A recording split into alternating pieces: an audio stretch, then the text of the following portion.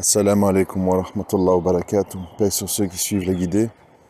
Paix et bénédiction sur le prophète sallallahu alayhi wa sallam, sur ses compagnons, ses amis, sa famille, ainsi que sur tous ceux qui le suivront de bonne foi jusqu'au jour du jugement.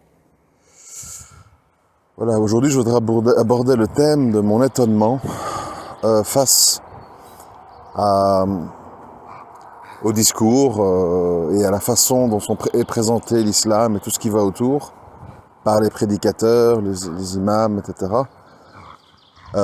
Comme s'il s'adressait à des gens très pieux et très soucieux de toute une série de détails. Alors, je m'explique. Personnellement, je crois que c'est important de se l'avouer, parce que si on ne se l'avoue pas, alors on se ment à soi-même et c'est un très mauvais départ. Personnellement, avec tout ce qui se passe. Donc, faites un peu la liste, islamophobie, mixité forcée, pas de prière à l'heure, enfin la liste est très très longue.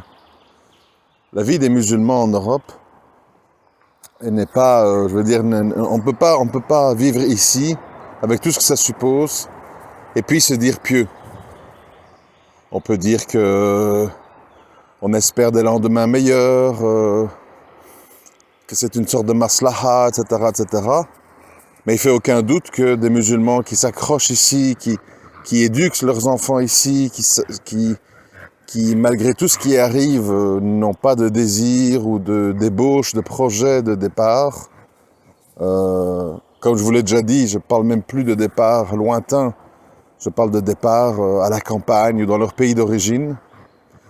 Pour beaucoup de gens, pour la majorité des musulmans, c'est pas du tout un projet ni une priorité, malgré tout ce qui se passe.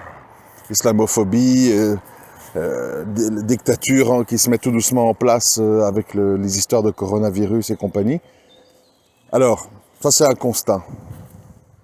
Donc, la première chose c'est, je m'étonne, on fait des discours ultra pointus, ultra qui es-tu pour sélectionner un des 4 avis, des 4 écoles juridiques, parce que ceci, parce que cela.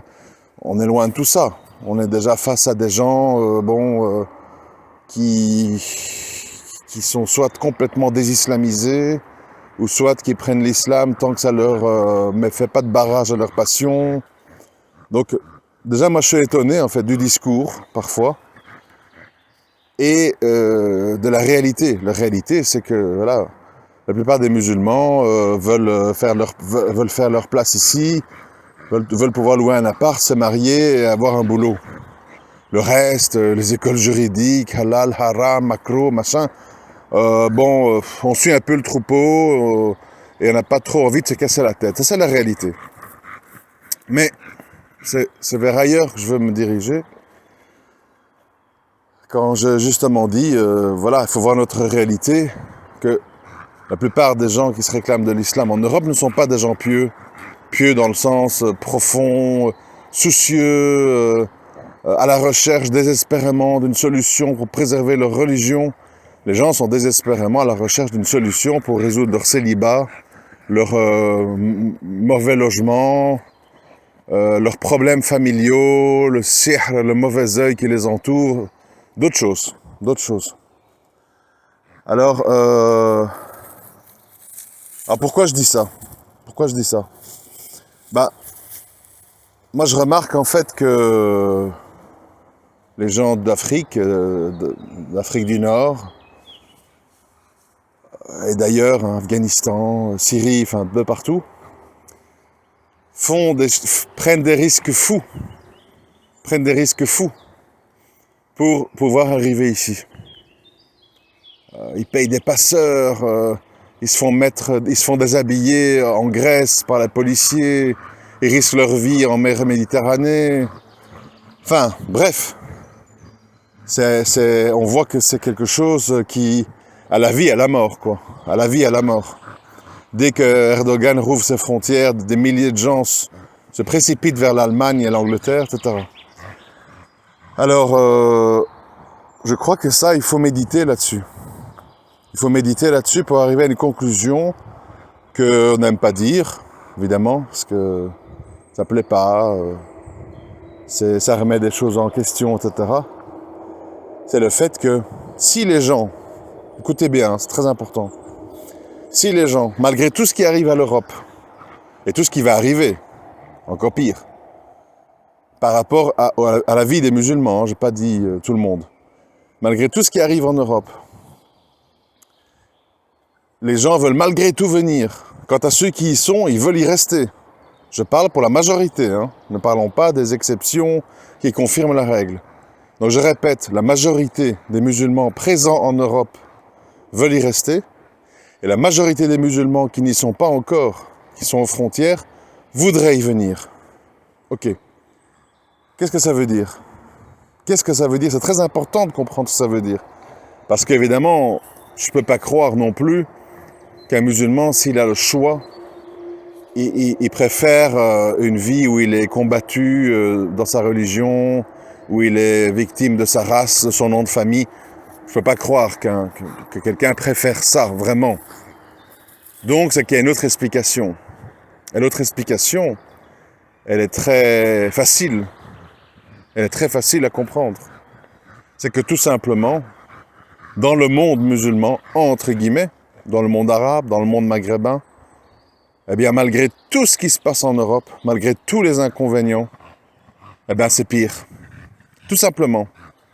Parce que, vous savez,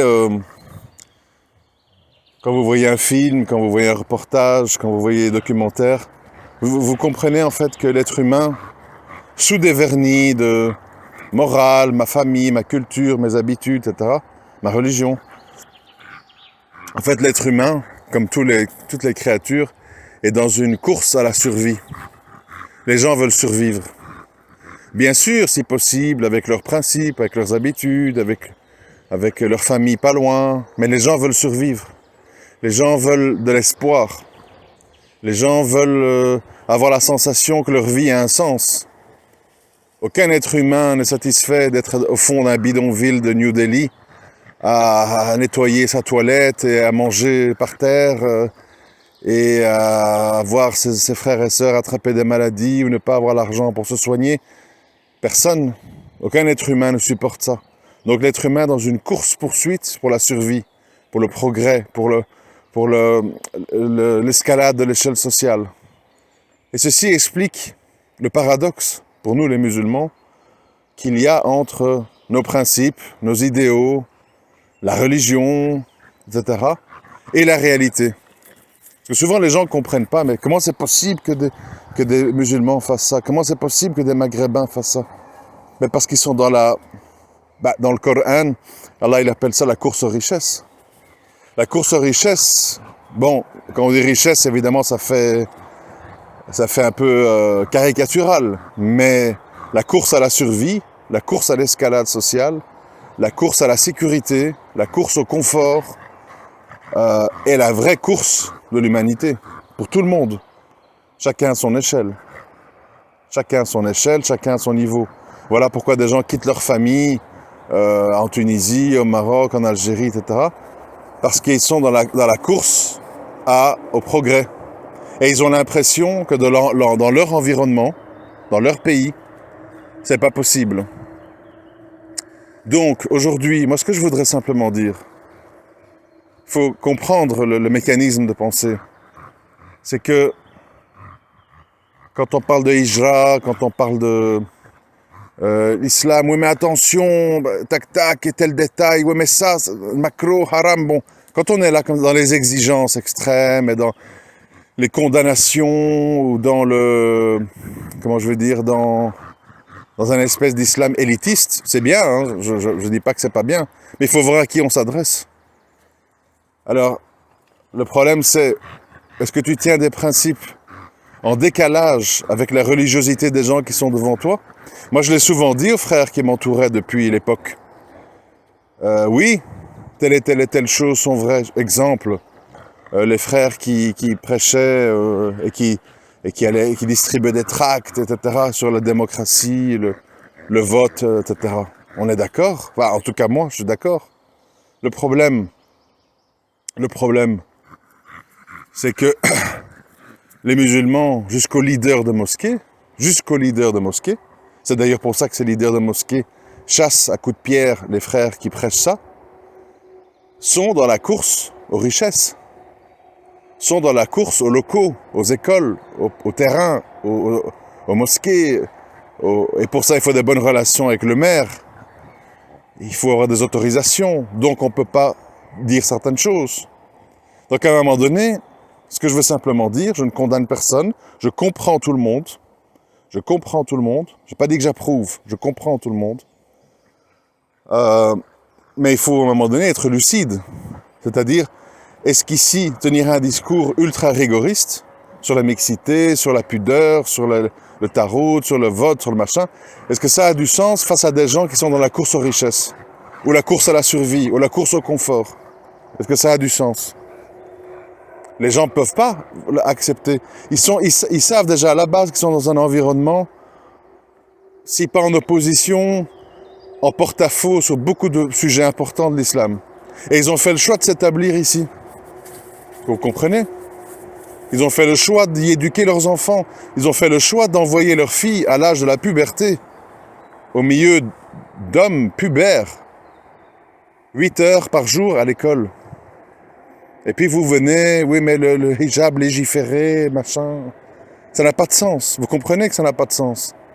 C'est-à-dire que je sais pas comment expliquer, c'est comme si tu vas dans un bar où des gens boivent après leur bureau, après leur travail, et tu leur dis la bonne tenue à table, il faut manger avec 3 couverts et 2 verres, et les gens te disent fous-nous la paix, nous on vient ici pour décompresser, on prend notre verre de bière, on n'a pas à entendre tous tes principes et tes machins, casse-tête. C'est normal. C'est normal, c'est une question d'angle de vue. Et d'un autre côté, il faut aussi se poser, je me répète bien sûr, il faut aussi se poser la question, pourquoi des musulmans du monde entier veulent venir dans un endroit où on les combat? Bon, combat, on se comprend, hein, bon...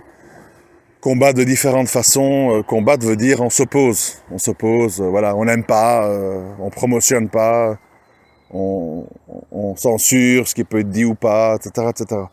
C'est tout simplement parce que dans les pays d'origine dits musulmans, c'est pire, à tous les niveaux. Au niveau justice sociale, au niveau corruption, au niveau soins de santé, au niveau droits sociaux, enfin tout. Il reste que, j'aime mon pays parce qu'il y a ma famille, la shorba, la harira est bonne, il y a des belles plages, il y a des belles montagnes, c'est la création d'Allah, mashallah. Mais tous les humains qui y vivent et qui se disent musulmans, pour la plupart, ils me dégoûtent. Le policier, l'imam, le fonctionnaire de la ville, les employeurs, mes voisins, ma tante, mon oncle, sont tous des gens néfastes, mauvais, injustes, désagréables, écœurants. Et voilà pourquoi les gens viennent ici en masse, et quand ils y sont, n'en partent plus. Et donc, troisième étape de mon raisonnement, si vous suivez bien, vous voyez que c'est très logique. Troisième étape de mon raisonnement, les gens qui prêchent l'islam, dans son intégralité, le vrai islam, etc. Ils doivent tenir compte de ce paramètre. Tu parles à des gens qui veulent vivre chez le mécréant parce que chez eux c'est pire. Et tu leur dis, le musulman sincère, il a comme projet la hijra fi sabilillah. Et parfois on te dit que c'est une obligation. Ok ? Tu proposes quoi à ces gens qui justement ont quitté ces pays tellement ils étaient asphyxiés, qu'ils vivaient mal, qu'ils vivaient des injustices, etc. Tu proposes quoi en fait? Tu proposes d'aller où pour que l'islam que tu leur proposes, dans le désaveu, du tarot et compagnie, pour que de l'islam que tu proposes, ils puissent le vivre mieux, sans prendre des risques fous. C'est-à-dire évidemment, si tu dis aux gens, tu vas dans un pays où on t'égorge, où on t'enterre avec la tête hors de la terre, on te laisse mourir de faim, on te viole, on te jette des bombes sur la tête. Bon, l'être humain, je répète, son plus vieil instinct, son plus fort instinct, c'est l'instinct de préservation, de survie. Les gens ne se jettent pas dans le feu. Et s'ils le font pour eux, ils le feront pas pour leurs femmes et leurs enfants. Ils le feront peut-être pour eux tout seuls. Et s'ils le font, il faut se poser des questions sur leur santé mentale. Bon. Donc à un moment donné, le bilan final que je fais de ce que je viens de vous dire, c'est est-ce que proposer un islam pointu, dur, détaillé, compliqué, à des gens qui ont besoin en fait d'un islam simplifié, permissif et laxiste, parce que sinon ils vivent mal en Occident, est-ce que ça a du sens? Est-ce que ça a du sens si on ne leur repropose pas une sortie? C'est-à-dire, je vous prends un exemple, Admettons, vous dites, voilà, le seul vêtement légiféré pour la femme, c'est le niqab ou le sitar, etc., etc. Tout le reste, la pudeur, on sort les hadiths, les versets, etc. Et en s'adressant à des gens qui sont là, comment je vais trouver un boulot, oulala, la propriétaire, si j'ai une trop longue barbe ou un voile trop machin, ça risque de me porter préjudice. Donc tu t'adresses à des gens comme ça, qui sont ces préoccupations-là, vraiment, dans leur tête. Donc déjà, public cible, c'est qui? Qui est le public cible? C'est des gens qui, justement, ne veulent pas trop, parce que sinon, leur vie est impossible. Et si on t'écoute, si les gens t'écoutent, parce que voilà, ils te font confiance, et ils craignent Allah, etc., ils vont l'appliquer. Quelle sera leur vie en Europe? Amende, discrimination, problèmes, rejet de leur famille, etc., etc. Bon. Donc, il faut proposer à ces gens une destination. Alors, où peuvent-ils aller aujourd'hui pour, par exemple, être en sitar? Ben, en dehors de pays en guerre ou de pays qui ne sont pas des terres d'accueil pour les musulmans, parce que ils disent on a déjà nos propres pauvres à gérer, on n'a pas besoin de smicards ou de crève la faim de France qui viennent chez nous pour leur religion. Tu vas les envoyer où? Exactement où? Donc je dis pas que ça n'existe pas, je dis si, ce que je veux dire c'est quand on prêche un certain type d'islam, il faut automatiquement lier à ça un lieu où ils peuvent vivre ça. Tu ne peux pas dire à des leaders de mosquées, je viens devant votre mosquée distribuer des tracts contre le vote et la démocratie, quand ce responsable de mosquée a pu financer son projet et le mettre en place à cause de sa collaboration avec la maire de la ville. C'est un non-sens. C'est un non-sens. Tu demandes aux gens de se couper une jambe. C'est pas possible. Donc à un moment donné, en fait, ce que je veux arriver, c'est que il faut toujours de la logique dans ce qu'on fait. Alors vous m'avez vu, je suis critique, moi, envers Ismaël Mounir, Boussena et d'autres. Je suis critique. Mais, ils s'adressent, comme c'est un petit peu des entreprises, c'est un peu une entreprise commerciale, indirectement, ce qu'ils font. Puisque voilà, formation à vendre, machin, n'oubliez pas, il faut rénover la mosquée, il faut agrandir la mosquée. Enfin, il y a toujours une bonne raison de passer à la caisse. Pourquoi? Parce qu'ils s'adressent, ils ont compris en fait. Voilà pourquoi ils ont beaucoup de vues. Les gens ne comprennent pas. Pourquoi ils ont tellement de vues? Parce qu'ils ont compris, bien avant nous, qui sommes très naïfs et très en décalage avec la réalité, ils ont bien compris que le public cible sont des gens qui veulent être respectés en tant que maghrébins, la loi de 1905, on a le droit, on est français comme les autres, blablabla, blablabla. Donc en fait, ils sont dans un discours victimaire. Nous aussi, pourquoi les juifs et les chrétiens, on va arrêter le confinement juste avant leur fête religieuse et pour l'Aïd, on l'arrête pas, nanani. Donc un discours victimaire, comme s'ils n'ont pas compris en fait où est-ce qu'ils vivent et qu'est-ce qui se passe, afin que les gens qui les écoutent et qui payent se reconnaissent dans leur discours. C'est-à-dire c'est un discours où on veut un islam de façade, je veux pouvoir faire mon Aïd avec mon mouton, je veux machin... je veux pouvoir aller avec mon camis blanc à la salade de l'Aïd. C'est ça le désir des gens. Le désir des gens, c'est pas de dire je ne vote pas, démocratie, tarout, machin, sitar, on n'est pas là-dedans. Les gens qui les écoutent sont des gens qui veulent vivre dans un vernis islamique, une ambiance islamique, et qui ne veulent pas plus. Donc, ils servent le discours et le style de discours qui correspond à leur audimat. Il correspond à leurs clients, entre guillemets. C'est très logique. En fait, quelque part, eux sont logiques. Eux sont dans des raisonnements qui se tiennent. Ceux qui ne sont pas logiques, c'est les gens qui disent aux gens Taroud, voter, machin, sitar, tatati, tu peux pas, ou chose, haram, haram, haram, haram. Et puis qui disent mais il n'y a nulle part où aller. Désolé, bonne chance, amusez-vous bien. Ah non, là tu plonges les gens dans la dépression. Là tu les plonges dans un islam inapplicable, où ils vont se sentir coupables, et où ils vont en plus ne pas savoir où aller pour le vivre. Parce que s'ils débarquent naïfs, dans le cas de maghrébins nés en Europe ou de convertis, s'ils débarquent en Algérie, Tunisie, Égypte, Maroc, ils vont tomber de haut. Ils vont voir des sociétés encore plus matérialistes, encore plus corrompues, encore plus injustes, encore plus racistes. Enfin bref, ils vont dire « Waouh, je vais où maintenant ?» Ah, je vais essayer Leicester en Angleterre. On m'a dit qu'il y a des quartiers salafis où tout le monde est en grande barbe sitar. Ah, ouf, allez.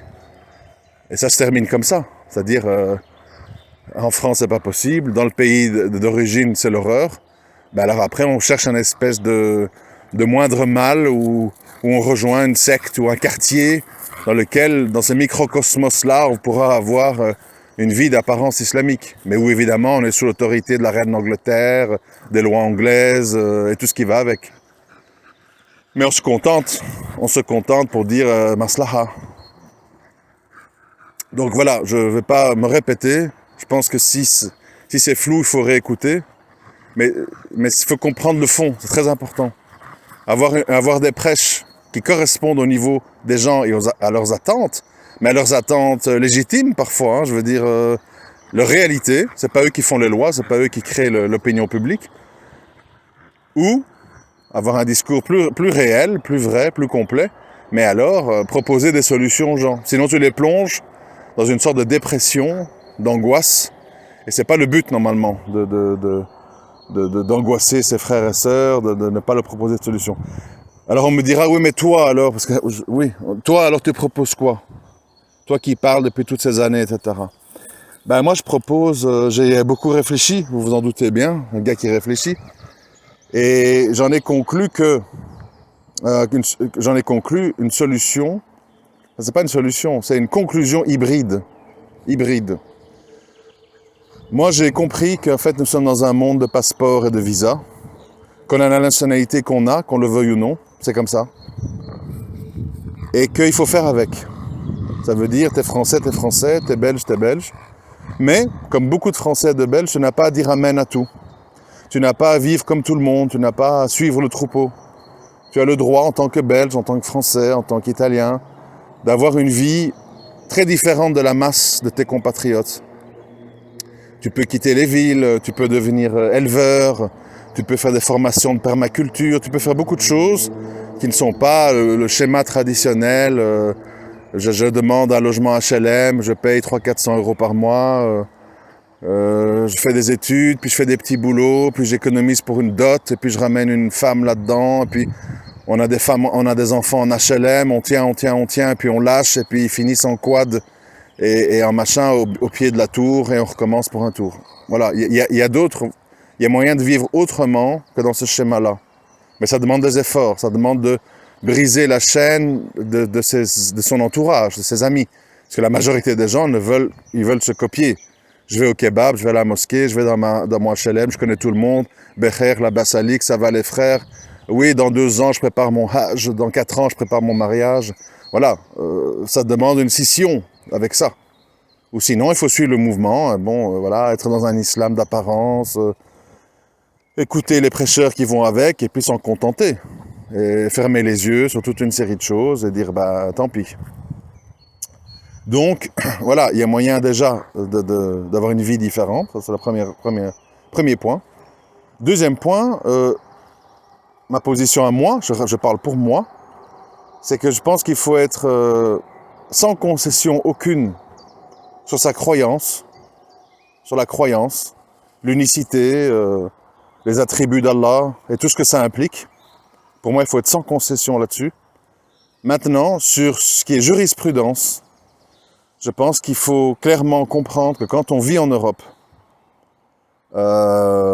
avec tout ce que ça implique, on est obligé d'avoir une jurisprudence du contexte. Parce que si on ne le fait pas, on a tout simplement une vie qui n'est pas viable, non seulement pour soi, mais surtout pour femme et enfants. Et pour les raisons économiques aussi. Économiquement, je l'ai écrit, je crois, sur Twitter, je pense, je ne sais plus.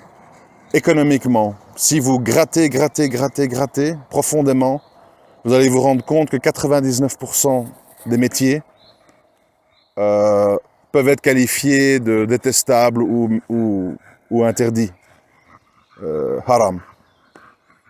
Évidemment, ça saute pas à l'esprit parce que les gens pensent comme ça, ils s'arrêtent aux apparences. Oui, mais si je suis maçon, ouvrier, je fais rien de mal, il n'y a pas de mixité, il n'y a pas d'alcool, etc. Oui, mais demain, si tu es sur un chantier pour construire la tour de BNP Paribas, de HSBC Bank, etc., bah, tu auras construit une tour de riba.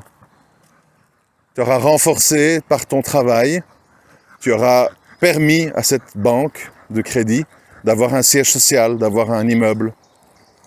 Oui, on n'y pense pas, mais c'est une réalité. Ah, mais je suis chauffeur à la RATP, moi je fais rien de mal, il n'y a pas de mixité, j'arrive à prier au fin fond des toilettes à l'heure, entre deux pauses, etc. Oui, mais demain, quand on met des pubs Glidden sur ton bus, qui poussent aux relations extra-conjugales, c'est un site de relations extra-conjugales, qui facilite les tromperies, je crois, bah, tu devras rouler dans tout Paris avec la pub Glidden. Tu vas promotionner, tu seras un panneau publicitaire ambulant pour ce site internet de pervers et de, évidemment, interdit. Et ainsi de suite. Si tu es livreur Uber, bah, tu dois livrer ce qu'on a commandé. Pinard et porc compris. Et tout ça pour dire quoi? Pour dire, il faut une jurisprudence du contexte.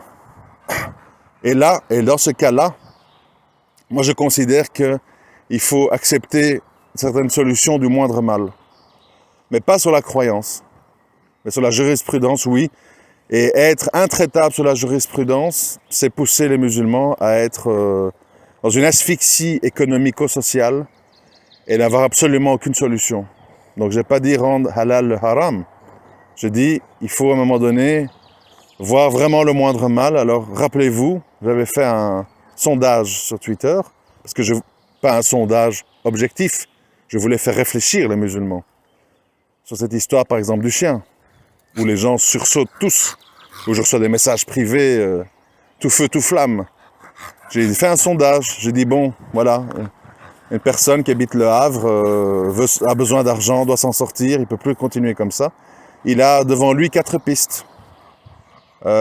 Travailler dans un night shop où il vendra alcool, jeux de hasard, tabac, etc. Travailler dans un cabinet d'assurance où il vendra des assurances, riba et compagnie. Je ne sais plus ce que j'avais encore dit. Enfin bref, des exemples. J'ai dit, ou être éleveur de chiens de race. Bon, 81% des gens, il y a eu quand même 170 votants, 81% des gens ont conclu éleveur de chiens de race est un moindre mal, par exemple. Mais voilà, si tu es littéraliste et si tu ne fais pas de jurisprudence du contexte, tu vas dire à tout, parce que je vous ai donné les exemples, tu vas dire à tout haram. Parce que, effectivement, quand tu vis en Europe, tout peut indirectement être haram. Ne parlons pas des boulots où tu es obligé de faire le tour de bise entre Mélissa, Sandrine et Catherine, parce que sinon tu es un taliban et on te renvoie. Et où tu dois tailler ta barbe et où tu dois attendre le soir pour regrouper 4 prières. C'est ça la réalité des gens. Évidemment, on ne le dit pas. On fait semblant que tout va bien parce je rappelle, on a des mosquées à construire, on doit faire semblant que l'islam de France existe, etc. Mais la réalité des gens, c'est celle-là. Les sœurs sont en bandana, plus que ça, elles sont toutes rouges, gênées. À juste titre, hein, je comprends, moi, je ne jette pas la pierre, je comprends. Je vis en Europe, je sais c'est quoi. Mais, rappelez-vous tout ce que j'ai dit plus tôt. Et il faut réfléchir à ça. Et il faut garder des idéaux, il faut rechercher l'islam le plus pur possible, mais il faut aussi voir la réalité en face et être patient. Cette réalité, c'est que le monde est corrompu. Il y a très peu de sorties. Il y a très peu de sorties de secours. Et Et il faut faire avec. Et il faut faire avec. Je vous remercie de m'avoir écouté. À très bientôt, Inch'Allah. Assalamu alaikum wa rahmatullahi wa barakatuh.